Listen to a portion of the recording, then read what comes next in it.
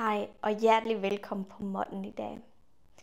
I dag kommer vi til at snakke om vejrtrækning og bækkenbund, og hvordan de to hænger sammen, og hvordan du måske kan bruge din vejrtrækning til at få kontakt til din bækkenbund.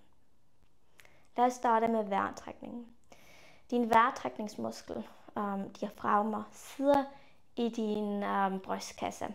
Hvis du lige med dine hænder finder dine ribben, så skal du faktisk lave sådan nogle grove fingre og komme ind under dine ribben.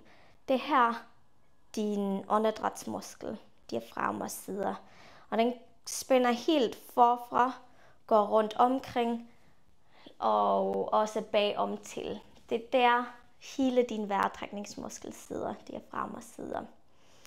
Og dens form, den har sådan en kuppelform. Det vil sige, den ser sådan lidt sådan ud i din krop. Når du trækker vejret ind, så sker der en lille nedadbevægelse af dit diafragma, af dit åndedrætsmuskel. Og når du puster ud, så løfter musklen sig op igen. Ved indånding sker der en nedadbevægelse. Og ved udåndingen løfter diafragma sig en lille smule. Så hvis du trækker vejret ind i maven, dybt nede, hvis du tager en dyb vejr af åndedræt, en dyb indånding, så bruger du faktisk diafragma til så laver diafragma den her bevægelse, den her nedadbevægelse, løfter sig, når du puster ud. Og så kommer vi til bækkenbund. Bækkenbund sidder i bunden af dit bækken, ligesom navnet næsten foreslår. Og den har næsten sådan en skålform. Det samme sker med din bækkenbund. Når du ånder ind, så sker der en lille nedadbevægelse af dine bækkenbundsmuskler. Når du puster ud, så sker der et lille løft. Det her er ganske små bevægelser. Det er ikke de store bevægelser, der sker i kroppen.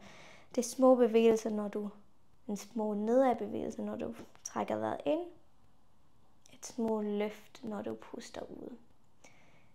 Indånding, bækkenbund slapper af. Udånding, der sker et lille løft. En ganske lille aktivering af din bækkenbund. Indånding. Ud, den bliver afslappet, udspændt. Udånding, den løfter sig. Så hvis vi sætter det sammen, så forestil dig, at du trækker vejret dybt ind i maven, så sker der en lille nedadbevægelse. Puster ud, det løfter igen. Og det er ikke noget, at du behøver ikke aktivere noget, du behøver ikke forcere det her. Det er bare det, der sker, når du tager en dyb vejrtrækning, når du trækker vejret dybt ind i maven. Udånding, løft. Indånding, en lille nedadbevægelse. Lad os lige tage 3 vejrtrækninger her. Måske lukker du øjnene. Trækker vejret ind. Puster ud. At de her bevægelser simpelthen sker i din krop, uden du gør noget. I første omgang, så arbejder vi med en lille smule med kropsbevidsthed, eller bevidsthed for de her bevægelser. Lad os bruge en anden stilling, så hvis du har et yoga bolster, tag det på en måde, så du kan sætte dig næsten i knælende stilling på. Hvis du ikke har en bolster, så måske, eller puder, så brug almindelige puder. Måske bruger du en tæppe, som du ruller, så du kan sætte dig på. Og når du sidder her, læg lige mærke til vejrtrækningen igen. Kom tilbage til den her dybe indånding, men indånding sker der en afslapning af bækkenbunden, men udånding et lille løft. Indånding og udånding. Måske lukker du øjnene, så du kan mærke ind i kroppen. Indånding.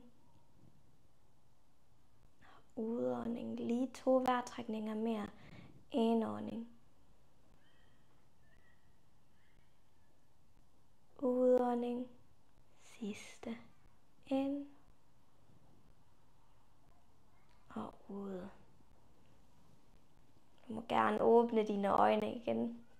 Måske kan du næsten fornemme, hvordan sådan dit underliv bliver kommer en lille smule ned, når du trækker vejret ind, hvordan det løfter sig her på den pude, når du puster ud. Hvis du slet ikke kan mærke noget, så skal du ikke være bekymret. Det her tager tid. Jo flere gange du gør det, jo oftere du gør det, jo mere du øver, jo nemmere bliver det, jo mere kan du mærke og fornemme det her. Og til at starte, så er det helt fint, hvis du bare forestiller dig det her sker ind i din krop. Det behøver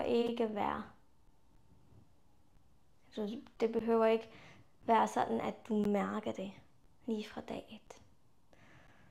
Så forestil dig den her bevægelse, når du tager et par bevidste vejrtrækninger.